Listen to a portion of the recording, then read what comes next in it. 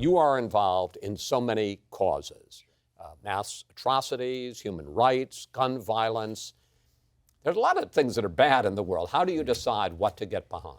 I try to get behind things that I think I could have, at least I can help bring attention to it. I can't change things. I'm not we're not a government, my wife and I. We try to get involved in things that we think we can bring, it's rolling that ball uphill towards that arc of justice, and we fail. I fail most often. Failed a lot in Darfur, failed a lot, quite honestly, but it's worth the journey and worth, trying to, you look at the world, you go, look, we're all in this together now, and we have to figure out ways to stand up for justice, which has to be waged. My wife and I talk about it all the time. It doesn't just happen, it has to be treated like war. You go to war, you arm yourself, you collect allies, you build an army. Well, you have to do that with justice and peace as well. And so I'm a big believer in, getting in and getting your, getting up to your knees in it and trying to figure out where you can fit in and trying to help. You say that your dad had one rule for you, which was take on the people who are more powerful than you and comfort, support, defend the people who are less powerful than you. Is that where your sense of outrage comes from? Sure. My family, well, look, we're about the same age. I grew up in the 60s. No, we're not. We're not? No, we're not. Okay, good. I'm considerably older than you, which is why we ran through these movies of you, not TV shows of me. Well, good. But, growing up in a certain period of time, the 60s and 70s particularly, there was the women's rights movement, there was civil rights movement, there was so many things going on, the anti-Vietnam movement. There were so many things going on that you had to be involved. My parents were deeply involved. And so as I was growing up, I was taught, if you're not in it, then you're not participating. And so my father was, he would come home and say, go in there and do this. And if you don't do that, don't come back and look me in the eye. And he was right, of course. I hated a lot of it because as a young kid, I thought, can't we just, couldn't this be easier for us? And he said, no. I just want to show, these are pictures of you with your dad, Nick Clooney, who was a newsman, and a very successful and able and crusading newsman. I'm going to ask this next question with full sense of the irony of me asking this of you. Yeah. Was he a hard act to follow? Yes. And and I know that my advantage over yours is I didn't follow him in somewhat of the same profession. So I could, I actually, when I was very young, I studied journalism in college, and I wanted to be a journalist. I thought it was a really noble profession.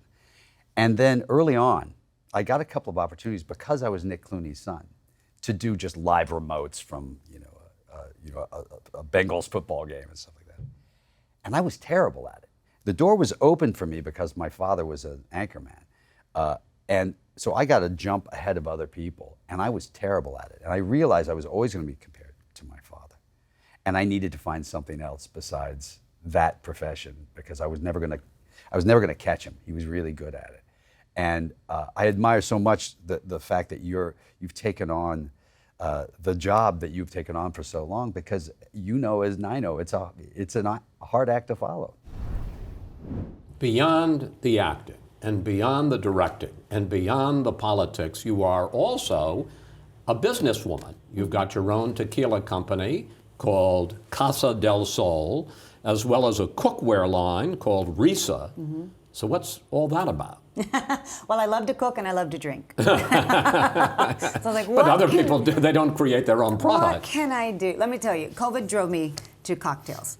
I was a big wine drinker, and during COVID, I started, experimenting more with spirits. And at the same time, I was approached by Casa del Sol, which is a beautiful brand that has a lot of women in key positions in a predominantly male industry. Our master distiller is a woman, which is very rare.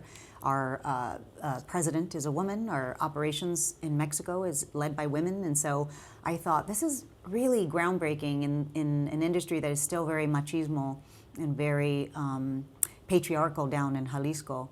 I wanted to support the women behind this brand. And Casa del Sol was also one of the only tequilas that came to me with the idea of being Mexican forward, right? Like if you look at all the other people doing tequila brands, it's like another white male or American that has gone down there and is, really exploiting the region for its resources and not giving back and not pouring back into the region. And Casa del Sol was one of the first brands that I saw really wanted to preserve the art of tequila making, the storytelling and the mysticism of how it was born with the goddess of Mayuel, and really, honor everything that Mexico gives us from that region and from the people of Jalisco.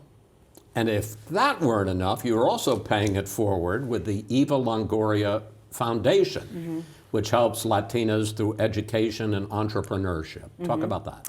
Yes, I started my foundation when I got my master's degree in Chicano Studies, and my thesis was really an exploration of how could I have effective change in a certain community. So I knew it was going to be with the Latino community, and then when I zeroed in on what was needed within the Latino community to prepare the future workforce of America, I focused in on the women.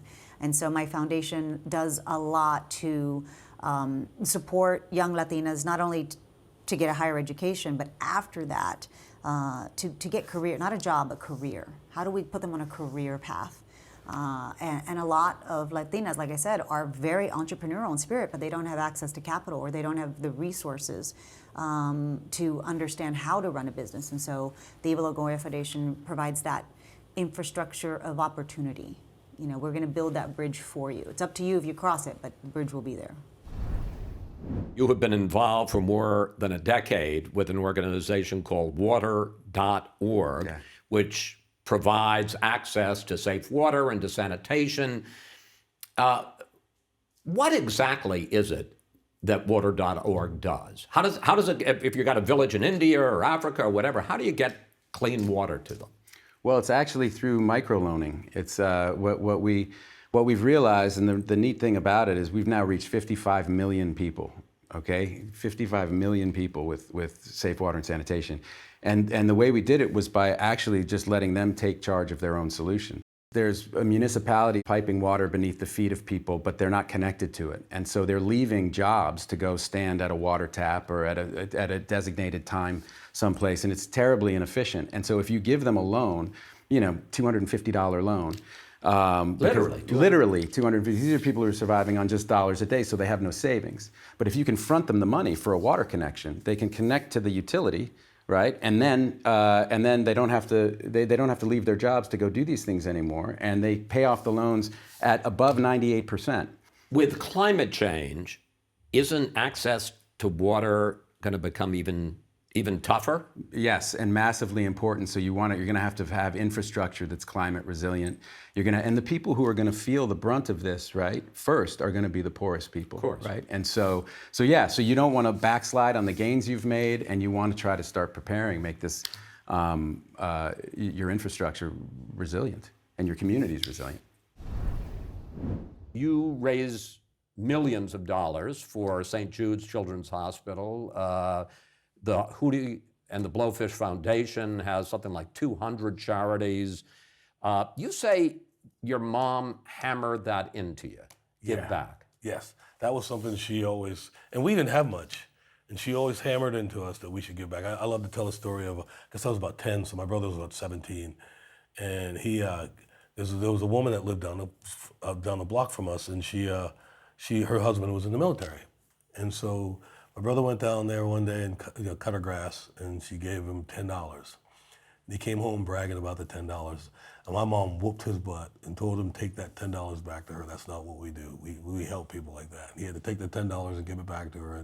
But that's just what she taught us, that we give back, help people when you can help them. And what do these charities mean to you, the ones that you are helping now? Especially, the thing I do a lot of children's charities. And I just love to, like with St. Jude's, I love to help anything that can help kids live a better life, whether it's sick kids or poor kids or the First Tee programs I'm involved with, just getting kids out of the inner city to go play golf, out of the rural areas to go play golf. I just love doing that because I love helping. I remember I remember when I was a kid, if anybody would have helped me, it would have meant the world. And so for me, I just love helping kids. I want to start with a book you wrote a few years ago called Grateful American, From Self to Service. Is that how you see the arc of your life, from focusing on yourself and your acting career to focusing on service to the military and to veterans? In some ways, yeah. When I started to write that book, I thought I was encouraged to sort of document some of the interesting places that I'd been to serve back, give back to the military. I've been on bases all over the world and hospitals everywhere, and some of my folks that work with me encouraged me to sort of document some of that, and then I started to do that, and I realized it was taking me back to all the steps that led up to it. And so I looked at the life before I went full on into service, and it turned into an autobiography of how this journey from self to service and how I got there. And as you made that journey, were there times, particularly as it went on, that you began making choices? I'm not going to take this project because it's taking me away from my commitment to service. I think so, or the opposite. There were a few projects I took because it kind of fit right into what I was doing on the service side. For example, Criminal Minds Beyond Borders. I had done 9 seasons of CSI New York. Now I had this public platform on television every week. I'm playing a character who was not only a police officer, but he was a veteran and he was a 9/11 family member. That gave me an opportunity in a public way to honor the men and women who we lost on September 11th and the firefighters that we lost and all of that. And then along came Criminal Minds Beyond Borders a couple years after CSI New York. I did that because it fit into the mission. But sure, there were plenty of times where I said, I have the flexibility now. I was on television for 9 years. I'm financially okay. I can pick and choose, very specifically based on what life is about. And now life is so much more about giving back and trying to serve our veteran community and our first responder community that, I'm just grateful that I have the opportunity to do that and be selective about what I do. You never served in the military, but you came from a long line, your father, your grandfather, of people who served in the military. And I wonder, is that why so early on you had a kind of sensitivity to treating these men and women right? I think it was a series of steps along the way that led to it. And it was really on my wife's side of the family. Her Vietnam brothers, 2 brothers served in Vietnam. Her sister's husband, combat medic in Vietnam. I learned a lot from them in the 70s and early 80s. And I felt, when I started to talk to them about their experiences in Vietnam and what it was like to come home to a nation that was really divided and that had treated the Vietnam veteran very badly, I felt as a young person I felt very badly that I had been so oblivious kind of as a young person. In 2011, you took it up a big notch because you created the Gary Sinise Foundation, which, among other things, creates smart homes for severely wounded military officers and for their families. And we have you touring a house with one of those severely wounded people named Jake Murphy. Take a look. Smart home is unbelievable. You don't realize what impact it's going to make until you experience it. There's your smart stuff. Yeah. On the wall, there's a smart pad. This is family room. There you go. Look. I got TV. And if you're here by yourself or something and you've already gotten into bed, you've Right. taken these Oh, off, yeah. it's just Turn like... off, make sure all lights are off. It's literally like a good night button that closes the shades, locks the doors, turns off all the lights. Tell me the ways you and your foundation have, and you can see it right there with Jake, change the lives of these people who have given so much to defend our country. It's a great feeling to know that we have the trust of the American people who donate so that we can do that kind of thing. This is a program we call RISE, Restoring Independence, Supporting Empowerment. I got into home building back in 2009 or 10. When I started my foundation, home building became just one of our programs. So now we've given away, over 80 homes, nearly 80 homes, I think, and we have many more on the schedule. Jake he's a West Pointer, wonderful guy. I have met so many extraordinary people that have inspired me and motivated me, and each time I see one cross the threshold into the new house that's going to make their life easier, more manageable. It's a good feeling to know that there's something that we can do to give back to these people who've done so much. You are working now to build something called Glorious Foundation, and the idea is to build support for the feminist movement. And the question I have is, in 2024, what does that mean to build support for the feminist movement?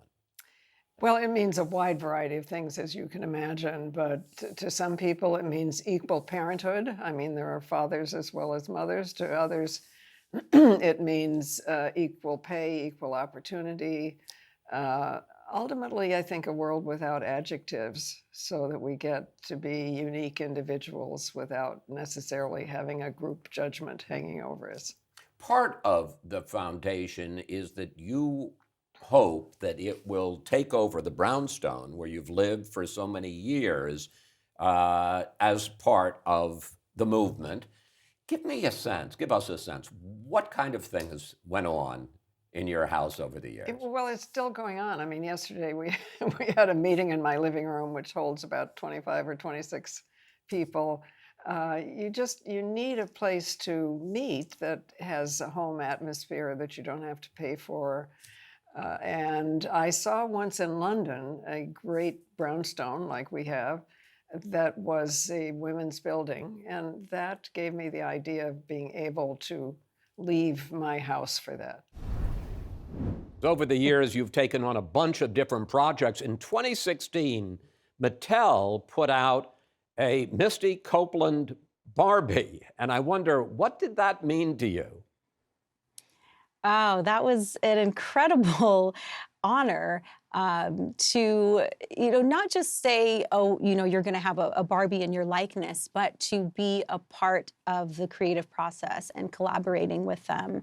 I really wanted it to be, an expression of ballet, but also to show the athleticism. So we changed the Barbie body mold. We gave my ballerina Barbie calf muscles and quad muscles, and I kept getting them. I was like, her bust needs to be bigger if you really want it to look like me. And so it was just a really, really cool experience. How about the arches? Did you Yes. have those, the Barbie arches? Yes, that was all a part of it, even up to the costume, the Firebird costume that was made for me.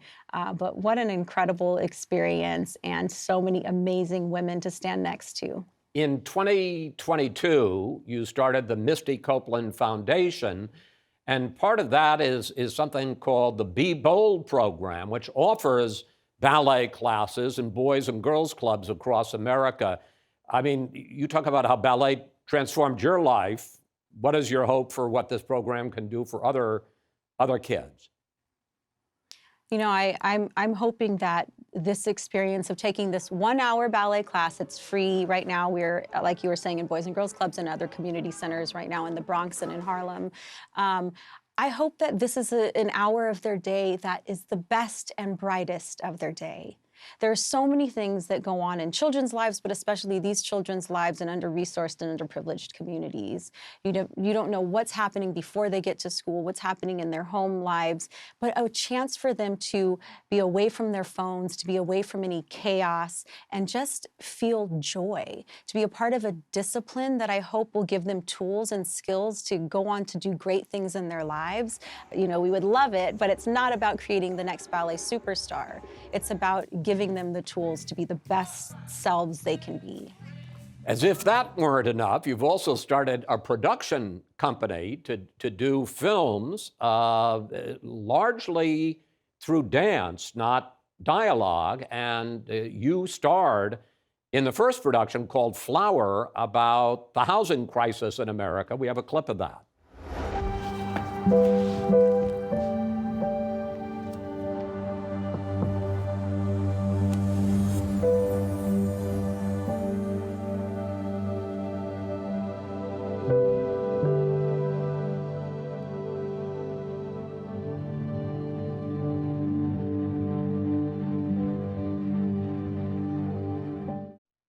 You say that there is a place for what you call movement storytelling when words are not enough. Explain what you mean. Yeah. You know, I think of this art form and this craft of, you know, being a means of expression in ways that are things you can just feel, that words can't always fill those spaces. And that's the power of dance and the power of movement. And so with this film Flower, you know, that's really what I wanted to show. I wanted to show that you don't have to have words in order for people to understand a story that's very relevant, and that ballet doesn't have to look like Swan Lake or Sleeping Beauty, that it can be about a community, Oakland, California, which Flower is based on, that's going through, you know, so many changes, gentrification and the housing crisis and homelessness and houselessness, and you know, to show that this can look like America, you know, that not one face is a representation of this issue. And I feel like that's what we did through my character in this film. As we sit here today, World Central Kitchen, your organization, is feeding people in how many countries? And how many meals will you serve today? I don't follow, as I told you, I'm a volunteer. I don't follow even, I'm passionate by it, the detail. But we are an organization itself that has less than 80 people. But this is what we do. We believe that locals have the solution in their hands. We show up with a group, sometimes a small, of World Central Kitchen, like happened in Ukraine.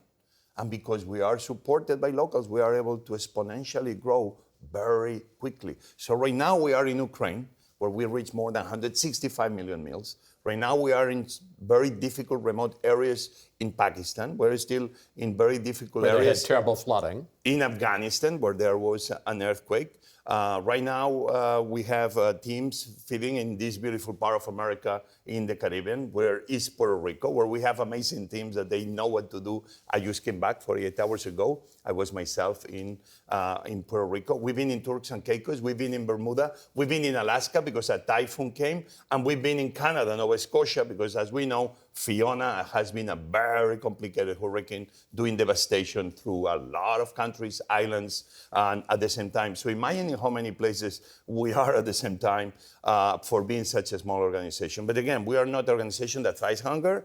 There's many great organizations do that. We're an organization that we try to be there right in the emergency to make sure that people have a path for reconstruction faster and quicker by being with them from the first second. Ron Howard did a documentary about you and World Central Kitchen, which had a really good title, We Feed People. Let's take a look at you and your operation in action. I don't want more of the pie. I'm tired of the pie, okay? I want the pie at least high. Somebody has to catch it. Cannot be always me. I'm tired of being the bad guy. Sometimes owning a restaurant feels like organized chaos, because even when you have the menu prepared and everything is ready and the stations are ready, many things happen. Chaos happens. They're filling boxes, filling boxes. You know, You've made this point a couple of times already, but I want to press it. You say you don't plan too much, and that chefs are better at dealing with chaos than governments or NGOs, nonprofits. Why not plan, and why is it an advantage to be able to deal with chaos? Well, because we saw it during the pandemic. If you plan too much, what happens? That then nothing goes as planned.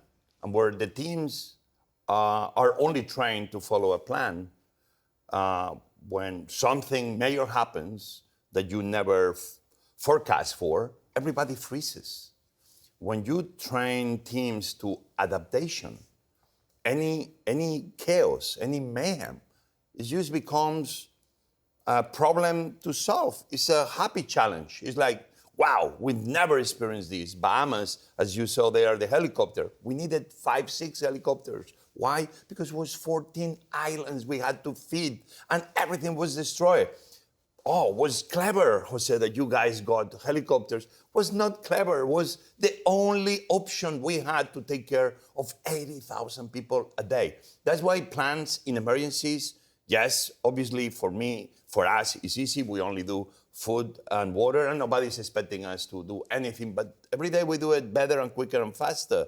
But when in emergencies you plan too much, chances are that you freeze because nothing is going to work. That's why for us, can be one day with food trucks, can be one day with stadiums, baseball stadiums, can be with helicopters or amphibious vehicles, can be with seaplanes. We always find the way to adapt to the circumstance to reach the people quick and fast. And do you think chefs are uniquely qualified to deal with this adaptability, with, as you put it, chaos? Well, I want to make sure that the organization is not only chefs, but obviously remember, I say that World Central Kitchen is the biggest organization in the world, in the history of mankind. Why?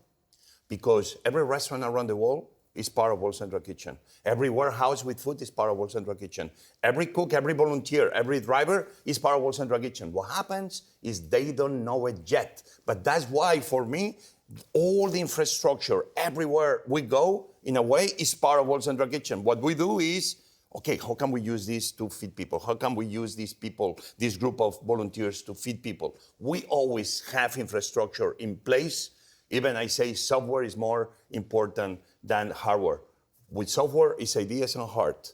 You show up, you look around, and all of a sudden the solution is always in front of you. Your big cause in recent years has been an organization called Oceana, which is trying, with all the problems, to save and protect the oceans. And here is one of many spots you've done for this organization. Take a look. North Atlantic right whales are on the brink of extinction. Human activities are killing these magnificent animals. They could go extinct in your lifetime. But there's hope. If we act now, before it's too late, join Oceana to save North Atlantic right whales from extinction. I'm so glad you ran that clip because the right whale is right now in desperate need of help. And there is help that could be immediately provided if people in boats just observed the speed limits that have already been agreed to in areas where there are right whales. It would make an enormous difference because the right whale got it, you know how the right whale got its name. It got its name because it was the right whale to hunt for because it's swam in shallow waters. It was not mistrustful of human beings, and it was easy to get. Well, those habits make it very vulnerable. It still swims close to the surface, and it makes it easy to be struck by big ships and all of that stuff, but also just people having a good time in their boat. And it's fine. People should have good times in their boats. But there is no reason why they should be doing it in places where the right whale is having babies. Big picture, how much trouble are the oceans in, and how effective has Oceana been in fighting the fight to save them? The oceans are in big trouble, but in big trouble. But in contrast to the enduring problem of refugees, you can make a difference in the oceans in a very immediate and impactful way that lasts and lasts and lasts. And Oceana is only 20 years old, and it has been doing that all the time. Little victories in the beginning and bigger victories and bigger victories. And now it is having hemispheric impacts and getting things done that will make life better for the oceans and life in the seas for the rest of recorded time. It's an amazing organization. Thanks so much for watching. Be sure to subscribe to CNN's YouTube channel so you never miss the best of my conversations. And you can catch the full interviews of Who's Talking streaming right now on Max.